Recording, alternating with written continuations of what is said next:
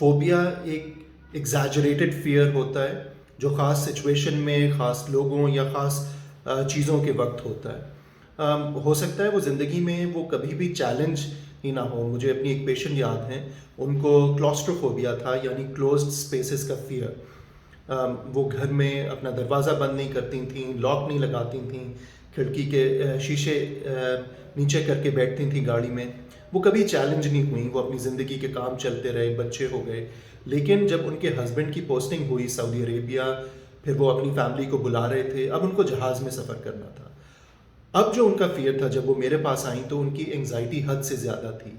उनको खौफ़ था कि मैं जहाज़ में बैठूँगी, मेरा साँस बंद हो जाएगा, मैं मर जाऊँगी, अगर मुझे कुछ हुआ, मुझे मेरी कोई यहाँ हेल्प नहीं कर सकता।